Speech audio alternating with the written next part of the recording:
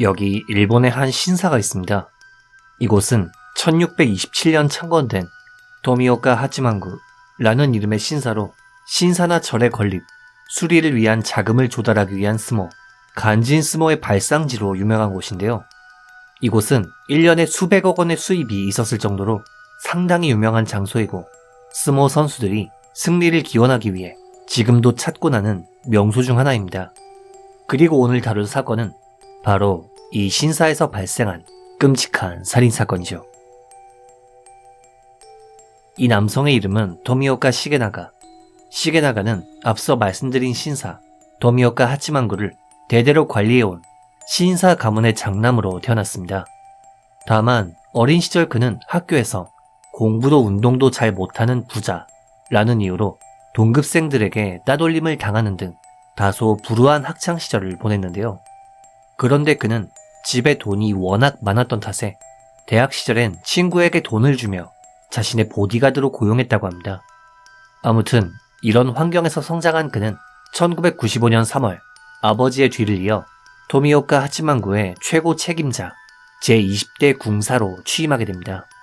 당시 그는 스모 챔피언이라고 할 수 있는 요코즈나의 이름을 비석에 새겨 신사 참배객을 폭발적으로 늘리는 등 꽤나 사업면에 있어 수완을 보였지만 한 가지 문제가 있었습니다. 그가 궁사 재임 중 방탕한 사생활은 물론 여러 금전 문제로 무리를 일으키기 시작한 것이죠. 그는 결혼만 3번 했던 데다 고급 유흥업소에 드나드는 것은 물론 걸핏하면 라스베가스의 카지노에 드나들며 무려 수십억 원 단위의 돈을 낭비한 탓에 평판이 바닥에 떨어졌던 것이죠. 심지어 그의 일탈은 이런 돈 씀씀이뿐만 아니라 신사의 무녀에게 손을 대는 행위까지 벌어진 탓에 결국 2001년 5월 궁사 자리에서 해임을 당하게 됩니다. 그리고 해임된 궁사 자리에는 전직 궁사이자 시게나가의 아버지인 오키나가 씨가 복귀하게 되었죠.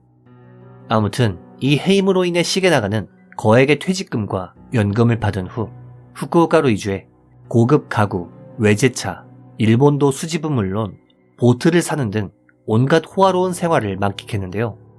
대부분 일확천금을 손에 넣은 범죄자들은 이 시점에서 돈이 다 떨어지기 마련인데 시게나가의 경우에는 이런 생활을 하는 와중에도 돈이 썩어 넘칠 정도로 많았다고 합니다. 하지만 좀 의외인 것은 이렇게 부유한 생활을 했음에도 그가 한 인물에게 맹렬한 증오를 품고 있었다는 점인데요. 그가 증오와 원한을 품은 인물은 바로 자신의 친누나 도미오카 나가코시였습니다.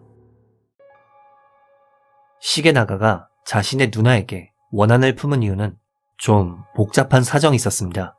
사실 나가코시는 원래 신사의 격리 일을 했었는데 격리 일을 하며 동생의 낭비와 사치를 알게 되었고 이를 부모님께 알리는 것은 물론 시게나가의 두 번째 아내에게 그의 여성 문제를 흘렸었기 때문에 시게나가 입장에서는 누나가 자신을 쫓아내고 자기가 궁사 자리에 앉기 위해 음모를 꾸몄다고 생각한 것이죠. 한편 나가코시는 시게나가가 해임된 뒤 신사의 부궁사 및 내기라고 하는 보좌 신관으로 활동했지만 실질적으로는 신사의 운영을 도맡았다고 합니다. 하지만 그녀가 후계자로 지목되는 것은 쉬운 일이 아니었는데요. 일본의 신사는 기독교의 교황청처럼 신사 본청이라는 종교법인이 신사를 총괄합니다. 그런데 이 신사 본청이 그녀의 궁사 취임을 인정하지 않았기 때문에 아버지는 그녀에게 책임자 자리를 물려줄 수 없었던 것이죠. 그리고 바로 이 과정에서 시게나가가 난동을 피운 것이었습니다. 그는 2006년 1월 누나인 나가코시에게 반드시 올해 안에 결착을 내주겠다. 각오해라. 오랜 원한, 지옥으로 보내주겠다. 라는 등의 협박 문서를 보냈다가 경찰에 체포된 일도 있었죠. 아무튼 이렇게 신사 책임자 자리를 놓고 가족 간의 불화가 지속되던 2010년 아버지 오키나가 씨가 고령을 이유로 은퇴를 결정하며 딸 나가코를 차기 궁사로 지명하게 됩니다. 하지만 여전히 신사 본청은 나가코 씨의 정식 궁사 임명을 보류하는 결정을 내렸고 그 결과 2010년부터 몇 년 동안 도미오카 하치만구에는 공식적으로 임명된 궁사가 없는 공석 상태가 이어지게 되었습니다.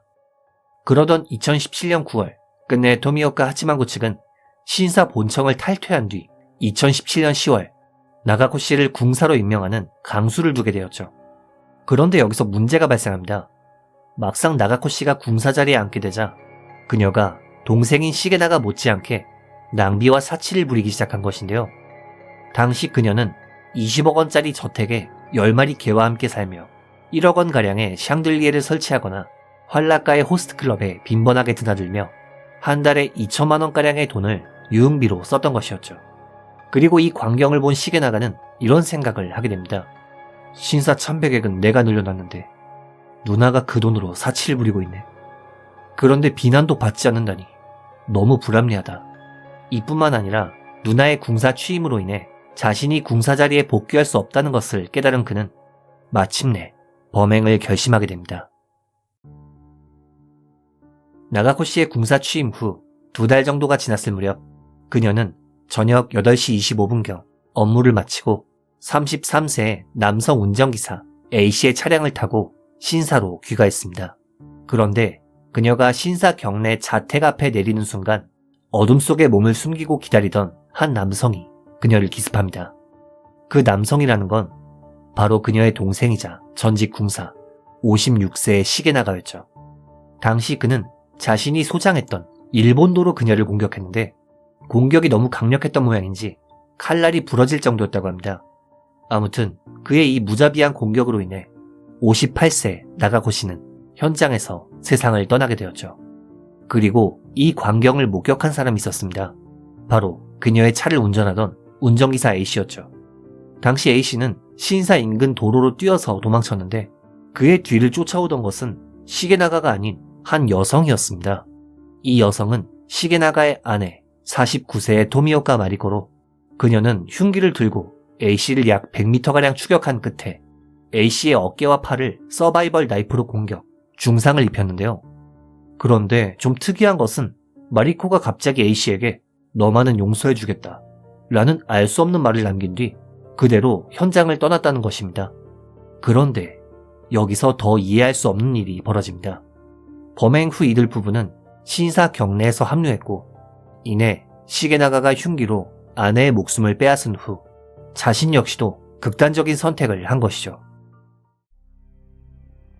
사건 직후 경찰 수사가 진행되면서 시게나가의 범행과 관련된 여러 사실이 밝혀지게 됩니다. 우선 이들 부부는 매우 치밀하게 범행을 준비해왔는데 먼저 이들은 나가코 씨가 살던 자택을 한눈에 관찰할 수 있는 자택 앞쪽 맨션에 5층을 임대했고 이들의 방에서는 관찰에 사용한 것으로 추정되는 쌍안경, 일본도, 참치 해체용 식칼 등 다수의 흉기가 발견되었습니다. 그리고 방에서는 마리코가 쓴 유서도 발견되었는데 이 유서에는 이런 내용이 적혀 있었다고 합니다. 오랜 원한 때문에 살해하기로 했다. 우리는 함께 세상을 떠날 것이다. 내가 혼자 할 수 없을 경우 남편에게 도움을 청했다. 한편 시게나가는 범행 직전 범행을 암시하는 문서를 일종의 성명문 같은 형태로 언론사에 발송했는데요.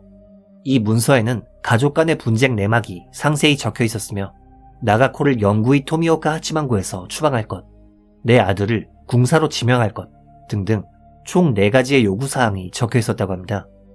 그리고 끝부분에는 이런 문장이 적혀 있었죠. 만약 요구가 실행되지 않을 경우 나는 죽어서 이곳에 남아 원령이 되어 영원히 너희를 저주할 것이다.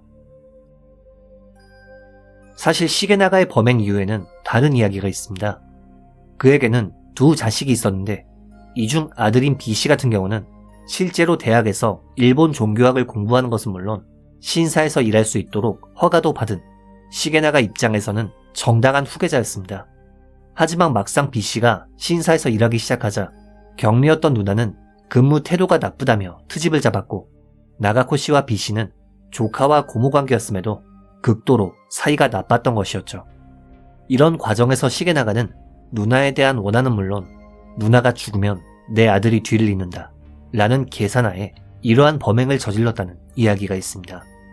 하지만 종교시설에서 이런 끔찍한 일이 발생했다 보니 토미오카 하치만구 측은 이 사건 이후 세습체제를 청산 2018년 6월 마루야마 소이치 씨를 제22대 궁사로 임명하며 새로운 출발을 모색하게 되었습니다.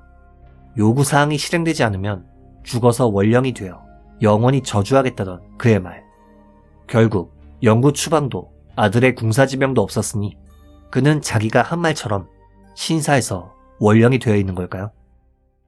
이번 영상 어떻게 보셨는지요?